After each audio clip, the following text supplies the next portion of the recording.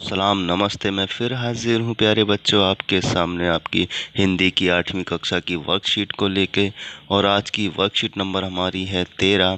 तारीख है 10/11/2020। कक्षा आपकी 8 है। यहाँ आपको अपना नाम और यहाँ कक्षा अध्यापक का नाम। तो पाठ हमें पढ़ना है चिट्ठियों की अनूठी दुनिया। तो जैसा कि पिछली बार भी हमने चिट्ठियों के महत्व के बारे में काफ़ी कुछ जाना था, तो आज भी हम कुछ खास बातें जानेंगे कि पत्र वाकई में कितने महत्वपूर्ण होते हैं। वास्तव में पत्र किसी दस्तावेज से कम नहीं। पंत के 200 पत्र बच्चन के नाम और निराला के पत्र हमको लिखियो है कहा, तथा पत्रों के आईने में दयानंद सरस्वती समेत कई पुस्तकें आपको मिल जाएंगी। तो देखा आपने कि पुस्तकें किसी दस्तावेज यानी एक ग्रंथ से कम नहीं है। एक तरह से आप देखें तो बड़े इतिहास है कि पंत यानी हिंदी के बहुत बड़े कवि सुमित्रानंदन पंत और बच्चन यानी अमिताभ बच्चन के पिताजी और निराला सूर्यकांत त्रिपाठी निराला हिंदी के बहुत बड़े कवि हमको लिखियो है। और पत्रों के आईने में दयानंद सरस्वती जो बहुत बड़े समाज सुधारक भी थे। कहा जाता है कि प्रेमचंद खास तौर पर नए लेखकों को प्रेरक जवाब देते थे तथा पत्रों के जवाब में वे बहुत मुस्तैद रहते थे। इसी प्रकार नेहरू और गांधी जी के लिखे गए रविंद्रनाथ टैगोर के पत्र भी बहुत प्रेरक हैं। महात्मा और कवि के नाम से महात्मा गांधी और रविंद्रनाथ टैगोर के बीच सन 1915 से 1941 के बीच पत्राचार का संग्रह प्रकाशित हुआ है, जिसमें बहुत से नए तथ्यों और उनकी मनोदशा का लेखा जोखा मिलता है।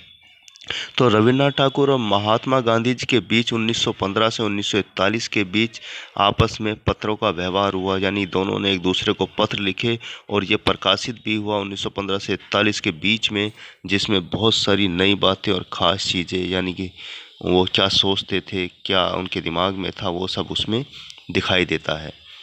पत्र व्यवहार की परंपरा भारत में बहुत पुरानी है, पर इसका असली विकास आज़ादी के बाद ही हुआ है। तमाम सरकारी विभागों की तुलना में सबसे ज़्यादा गुडविल डाक विभाग की है।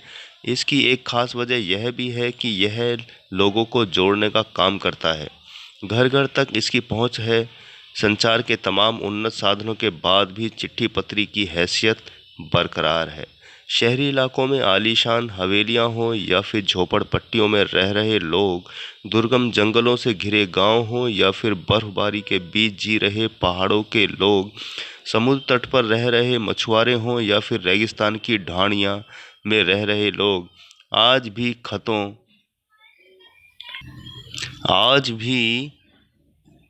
खतों का ही सबसे अधिक बेसब्री से इंतजार होता है। एक दो नहीं, करोड़ों लोग खेतों और अन्य सेवाओं के लिए रोज भारतीय डाकघरों के दरवाजे तक पहुंचते हैं और इसकी बहुआयामी भूमिका नजर आ रही है। दूर देहात में लाखों गरीब घरों में चूल्हे मनी ऑर्डर अर्थव्यवस्था से ही जलते हैं। गांव या गरीब बस्तियों में चिट्ठी या मनी ऑर्डर लेकर पहुंचने वाला डाकिया देवदूत के रूप में देखा जाता है। तो आपने देखा इस पूरे भारत क्या पूरी दुनिया में पत्रों का अपना एक महत्व रहा है और प्रत्येक व्यक्ति के लिए एक महत्व रहा है। अब इतनी तरक्की के बावजूद भी पहाड़ों और ऊंचाइयों पर मकान घर हैं, गांव के लोग रहते हैं और ऐसी ऐसी जगह लोग रह रहे हैं जहां पर संचार के साधन पूरी तरीके से उपलब्ध नहीं है, तो वहां पर चिट्ठी पत्रों का ही सहारा है।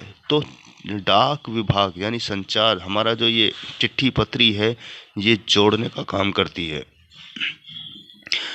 अब चाहे गरीब बस्ती हो, या लिखा है ना, दूर देहात में लाखों गरीब घरों में चूल्हे मनी ऑर्डर अर्थव्यवस्था से ही जलते हैं। यानी मनी ऑर्डर यानी पैसे का जो ऑर्डर हम भेजते हैं एक दूसरे को। आपने सुना ही होगा कि शहर में व्यक्ति काम करता है और अपने गांव में मनी ऑर्डर करता है ताकि उसका घर चल सके, उसके खर्चे चल सकें।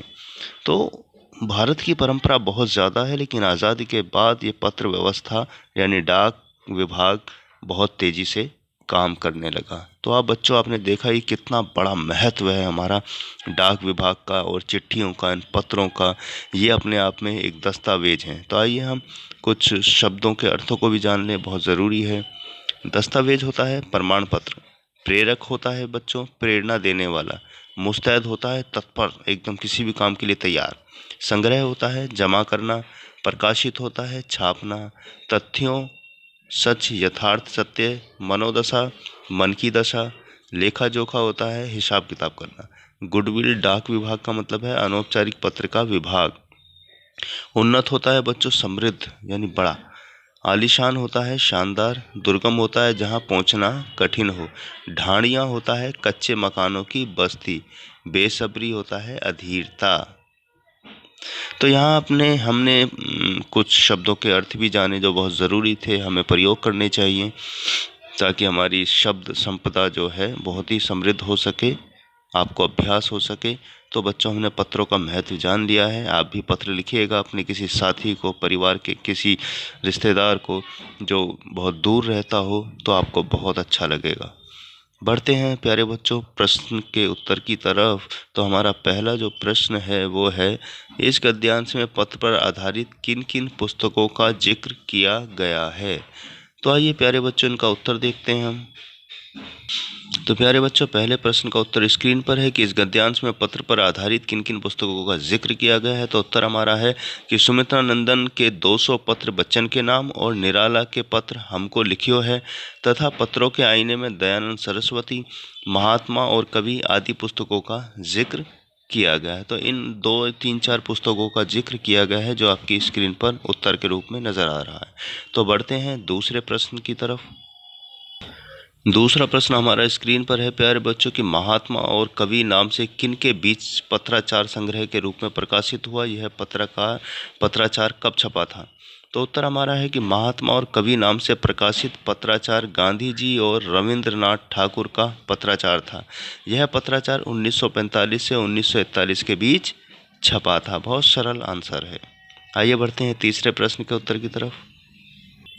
तीसरा प्रश्न हमारा स्क्रीन पर है प्यारे बच्चों के डाकियों को देवदूत के रूप में क्यों देखा जाता है। उत्तर हमारा है कि मनी ऑर्डर पर अर्थव्यवस्था निर्भर होने के कारण गांवों और गरीब बस्तियों में चिट्ठी तथा मनी ऑर्डर पहुंचाने के कारण डाकियों को देवदूत के रूप में देखा जाता है। आप देखते ही हैं क्योंकि गांव देहात और पहाड़ों पर ऐसी ऐसी बस्तियां हैं जहां पर लोग मतलब संचार के आधुनिकतम साधन पूरी तरीके से नहीं पहुंचे हैं, जिस कारण डाकिये को देवदूत के रूप में देखा जाता है, क्योंकि वहां के लोग बहुत ही बेसब्री से इंतज़ार करते हैं। तो बढ़ते हैं चौथे प्रश्न की तरफ प्यारे बच्चों। चौथा प्रश्न हमारा स्क्रीन पर है प्यारे बच्चों कि लोगों को जोड़ने तथा काम कौन करता है, कैसे।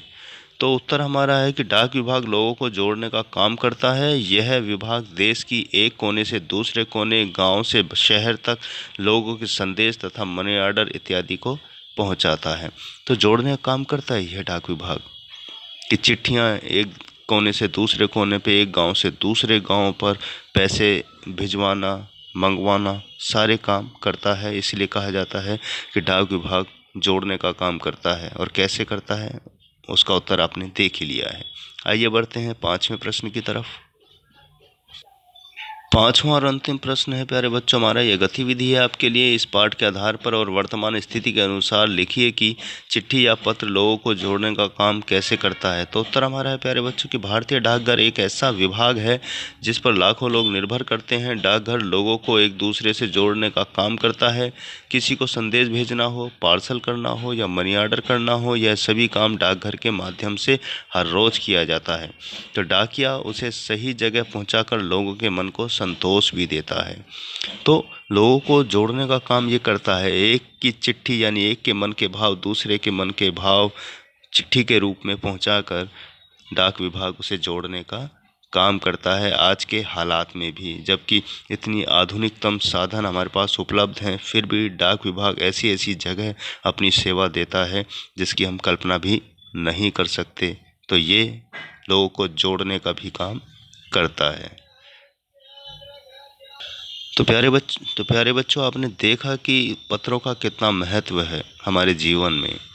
तो हमें पत्रों का लिखने का अभ्यास करना चाहिए। और आज ही हम डाक विभाग यानी पोस्ट ऑफिस अगर कहीं है तो वहाँ से एक पोस्ट कार्ड लेके आए हैं और चिट्ठी लिखें एक अपने किसी रिश्तेदार को, और अनुभव करें कि वाकई चिट्ठी लिखना कितना अच्छा होता है और उसका कितना महत्व है। तो मैं लेता हूँ विदा। अपना ध्यान रखिए, स्वस्थ रहिए, अच्छे रहिए, हाथ धोते रहिए, मास्क लगाकर बाहर निकलिए और भीड़ भाड़ में जाने से बचिए या उचित दूरी का ध्यान रखिए। मैं लेता हूँ विदा, मिलता हूँ अगली वर्कशीट पर। तब तक के लिए बहुत बहुत शुभकामनाएं।